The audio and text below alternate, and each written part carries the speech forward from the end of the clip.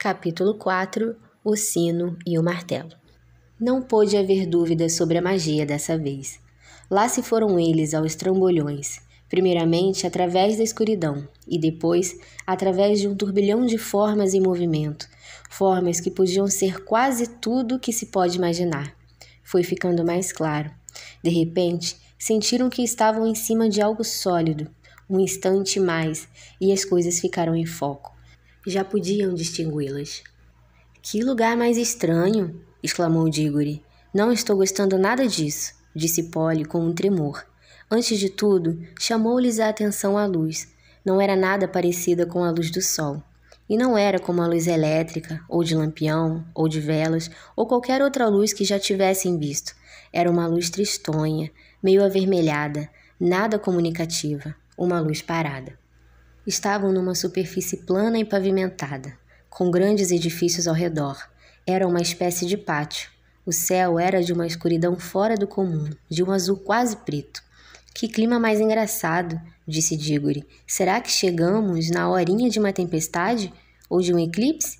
"Não estou gostando nem um pouquinho", repetiu Polly. Estavam cochichando, mesmo sem saber por quê, e continuavam de mãos dadas, também sem saber o motivo. As paredes ao redor do pátio eram muito altas, com janelões sem vidraça. Arcos sobre colunas abriam bocas escuras como túneis de estradas de ferro. Fazia um friozinho.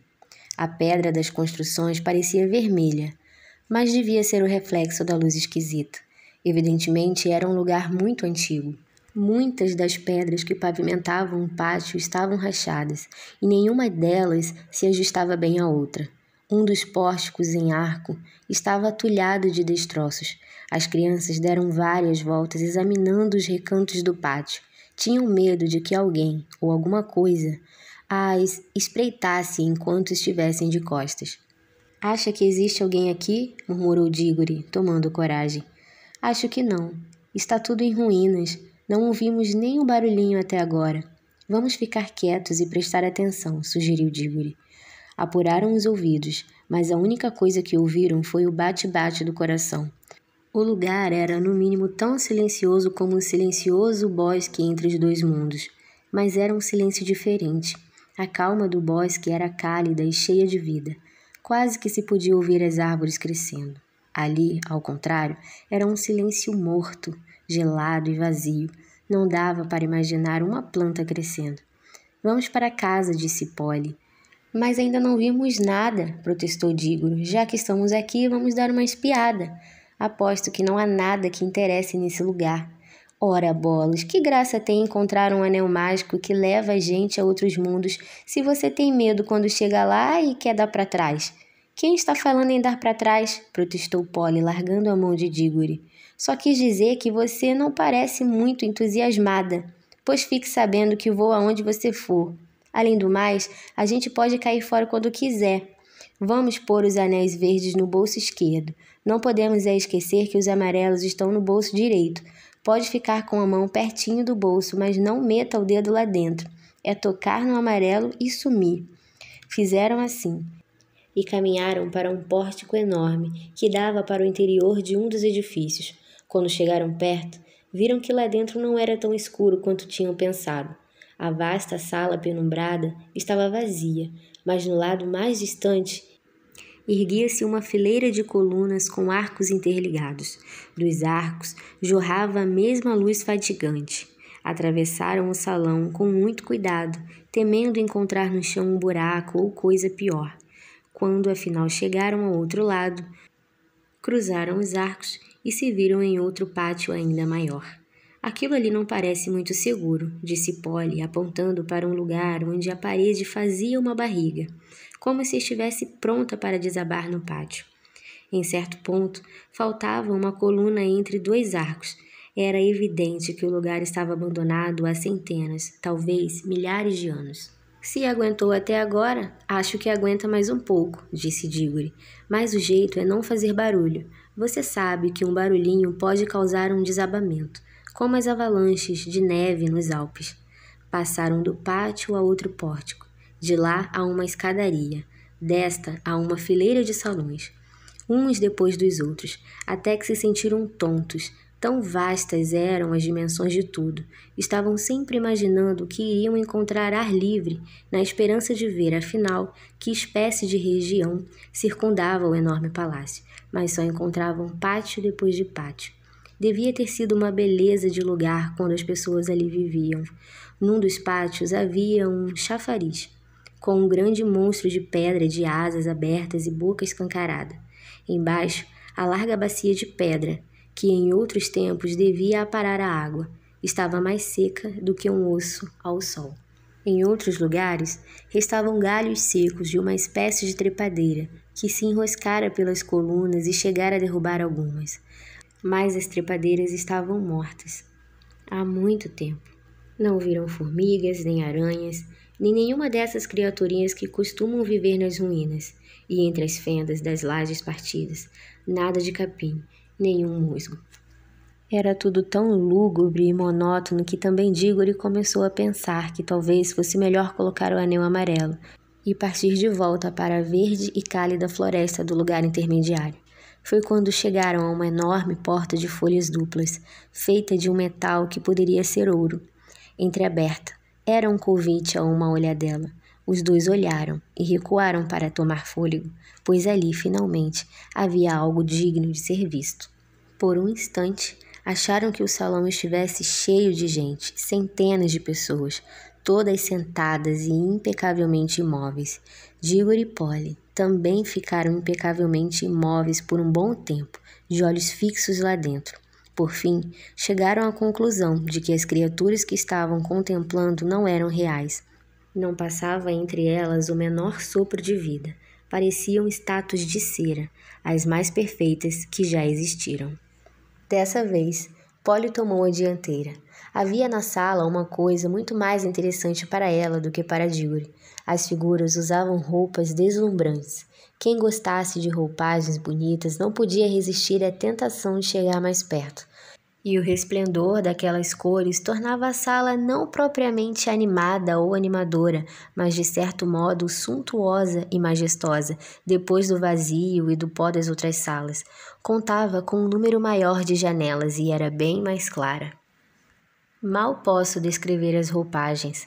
Todas as figuras envergavam mantos e usavam coroas. Os mantos eram rubros e cinza prateados ou purpúreos, com vívidos tons verdes, bordados com desenhos de flores e de estranhos animais.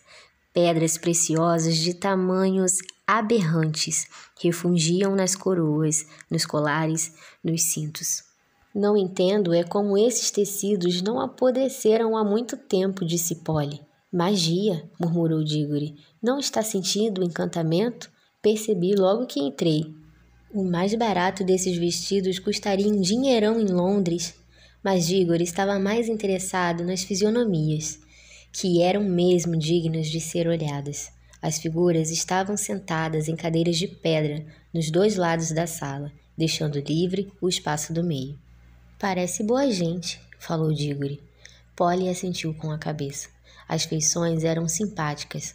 Homens e mulheres pareciam bondosos e inteligentes. Deviam descender de uma raça bonita. Mas à medida que as crianças deram alguns passos na sala, aproximaram-se de faces bem diferentes, rostos solenes. Para falar com aquelas figuras seria indispensável caprichar na gramática. Quando avançaram um pouco mais, encontraram-se diante de faces das quais não gostaram nada. Eram rostos de expressões forte e orgulhosa, porém cruéis. Mais adiante, as feições pareciam ainda mais perversas. Um pouquinho mais e depararam com expressões mais terríveis ainda, e nem um pouco felizes. Rostos quase desesperados, como se as pessoas às quais pertencessem tivessem cometido e também sofrido coisas pavorosas.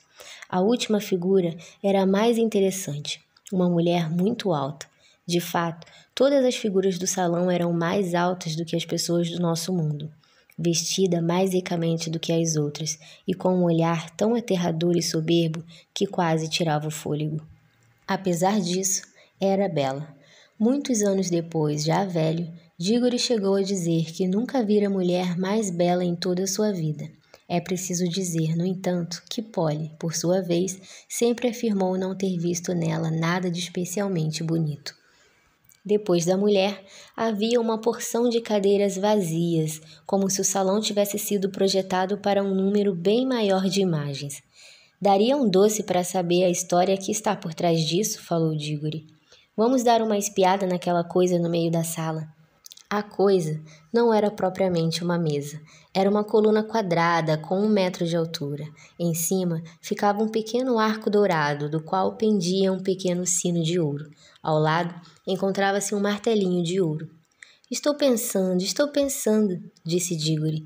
Acho que tem uma coisa escrita aqui, interrompeu Polly, agachando-se e olhando para um canto da coluna. Puxa, é mesmo, mas a gente não sabe ler a língua deles. Será que não? Tenho minhas dúvidas. Ambos olharam com todos os olhos. Eram de fato estranhos os caracteres sulcados na pedra, mas então o inesperado aconteceu. Embora o talhe dos caracteres não se alterasse, os dois perceberam que aos poucos, à medida que olhavam, iam tornando-se capazes de entendê-los. O encantamento começava a agir. Logo já sabiam o que estava escrito na coluna. O estilo devia ser melhor, mas o sentido dos dizeres era o seguinte: ousado aventureiro, decida de uma vez, faça o sino vibrar e aguarde o perigo, ou acabe louco de tanto pensar. Se eu tivesse tocado, o que teria acontecido? Eu é que não entro nessa, disse Polly. Não quero ver perigo nenhum. Não adianta, Polly, não está vendo que agora é tarde demais? Já caímos na coisa. A gente vai passar a vida pensando o que teria acontecido se tivesse tocado o sino. Eu é que não quero ficar louco pensando a vida inteira nisso. Eu não. Não seja tão bobo. Que interesse pode ter o que teria acontecido? Quem chegou até a esse ponto não tem mais saída. Ou toca o sino ou fica louco. É este o encantamento. Você não entende? Já estou ficando empolgado, encantado. Não estou sentindo nada, disse Polly meio zangada, e nem acredito na sua empolgação. É fita sua. É porque você é mulher. Mulher só quer saber de intriga e de fofoca sobre namoros. Você ficou igualzinho seu tio quando disse isso. Por que está fugindo do assunto? Estávamos falando sobre... Você está falando igualzinho a um homem, disse Polly num tom de gente adulta, e acrescentou vivamente no seu próprio tom. E não vá dizer que eu também falo como uma mulher. Não vá bancar o relógio de repetição. Nunca me passaria pela cabeça chamar de mulher uma garotinha como você, disse Dígore com arrogância. Ah, quer dizer que eu sou uma garotinha? Polly agora estava mesmo furiosa. Pois já não precisa se incomodar em acompanhar uma garotinha. Chega, estou cheia desse lugar. Estou farta de você também, seu bestalhão, seu teimoso, burro. Nada disso, gritou Dígore num tom ainda mais rude do que pretendia, pois acabara de ver Polly enfiando a mão no bolso para agarrar o anel amarelo. De maneira nenhuma vou desculpar o que ele fez em seguida. Só posso dizer que Dígore se arrependeu muito depois. Antes que a mão de Polly chegasse ao bolso, ele agarrou-lhe o pulso, dando-lhe uma torcida, defendendo-se da outra mão da menina com um cotovelo. Pegou o martelinho e deu no sino de ouro uma bonita martelada. Depois soltou a pobre Polly. E ficaram um olhando para o outro, respirando com dificuldade.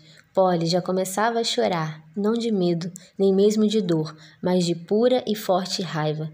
Dentro de 2 segundos, no entanto, os acontecimentos iam varrer de seus corações quaisquer sentimentos. Logo ao ser golpeado, o sino dera uma nota. A doce nota que se podia esperar de um sino de ouro, mas o som, em vez de ir morrendo, continuou e continuou mais forte. No fim de 1 minuto, era 2 vezes mais alto do que no início.